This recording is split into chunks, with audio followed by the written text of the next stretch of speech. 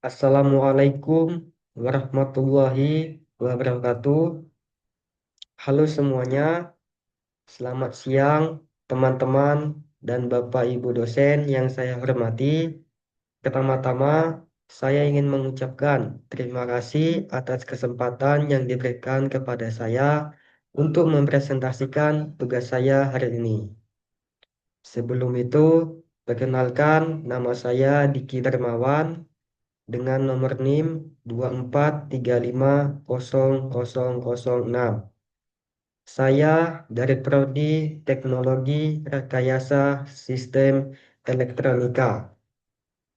Hari ini saya akan membahas tentang sistem elektronika analog, pengertian, konsep, dan dasar-dasarnya. Semoga presentasi saya kali ini bisa memberikan wawasan baru dan bermanfaat untuk kita semuanya. Untuk mempersingkat waktu, langsung saja kita memulai presentasinya. Oke, next.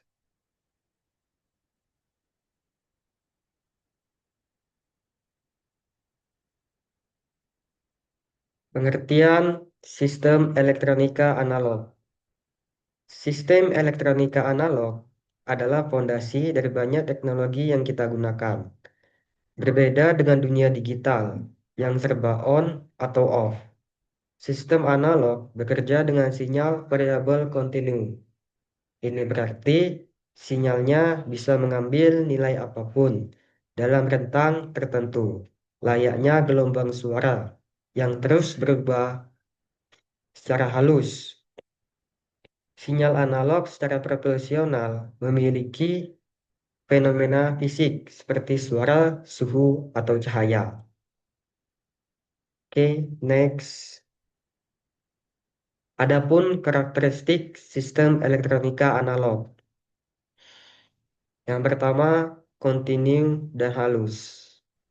Sinyal analog tidak terputus, baik dalam waktu maupun nilai.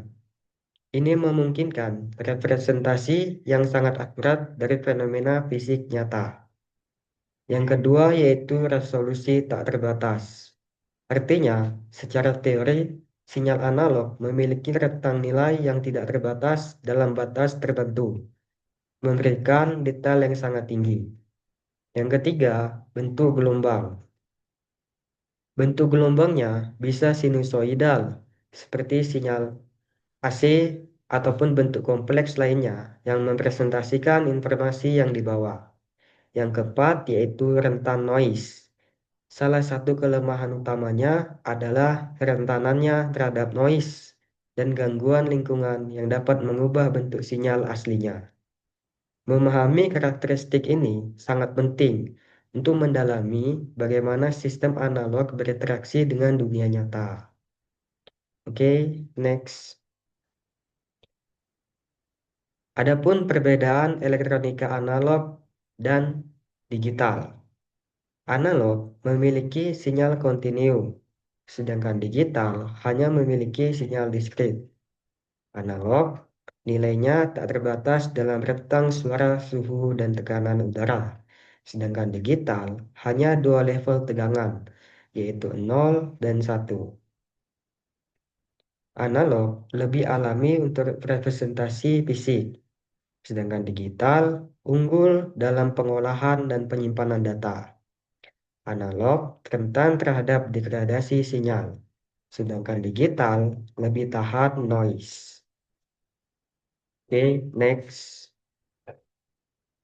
Adapun komponen elektronika analog. Yang pertama yaitu resistor. Resistor berfungsi untuk mengatur aliran arus dan tegangan dalam sirkuit. Ibarat keran air yang mengontrol laju air atau untuk menghambat tegangan dan arus listrik. Yang kedua yaitu kapasitor. Berfungsi untuk menyimpan muatan listrik dan dapat menyaring sinyal, seperti baterai kecil yang cepat mengisi dan mengosongkan. Ketiga yaitu induktor. Berfungsi untuk menyimpan energi dalam medan magnet dan sering digunakan untuk menahan perubahan arus. Keempat yaitu dioda. berfungsi untuk penyearah atau memungkinkan arus mengalir hanya dalam satu arah, seperti katup searah dalam pipa.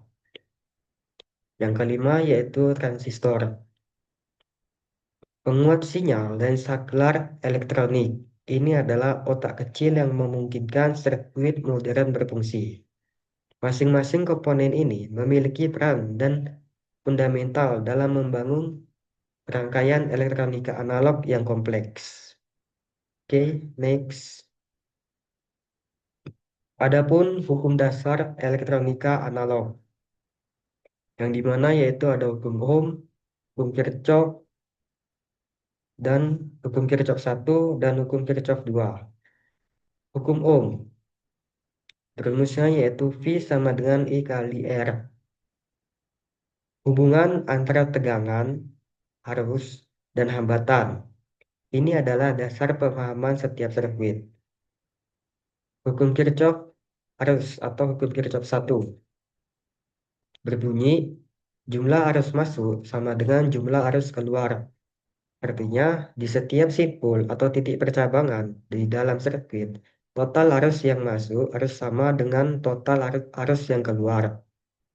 Yang ketiga, hukum Kirchhoff kedua atau hukum Kirchhoff tegangan atau bisa disingkat dengan KPL. Berbunyi, jumlah tegangan dalam loop tertutup sama dengan 0. Artinya, total tegangan di sekitar loop tertutup dalam sirkuit harus sama dengan 0. Hukum-hukum ini adalah pilar untuk menganalisis dan merancang setiap rangkaian analog, memungkinkan insinyur memprediksi perilaku listrik. Oke, next. Cara kerja sistem elektronika analog. Yang pertama itu adalah sinyal input fisik. Fenomena fisik seperti suara, cahaya, atau suhu diubah menjadi sinyal listrik kontinu oleh transducer. Yang kedua yaitu pemrosesan analog. Sinyal listrik ini kemudian melewati rangkaian analog untuk berbagai tujuan, penguatan, penyaringan, atau modulasi. Yang ketiga yaitu sinyal output fisik. Sinyal analog yang telah diproses kemudian diubah kembali menjadi bentuk fisik yang dapat dirasakan. Misalnya suara melalui speaker. Proses ini adalah inti dari banyak perangkat elektronik yang kita gunakan setiap hari, mulai dari radio hingga termometer. Oke, next. Adapun kelebihan dan kekurangan sistem elektronika analog.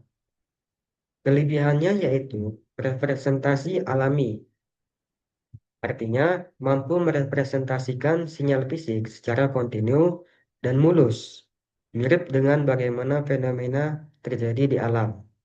Yang kedua yaitu pemrosesan sederhana.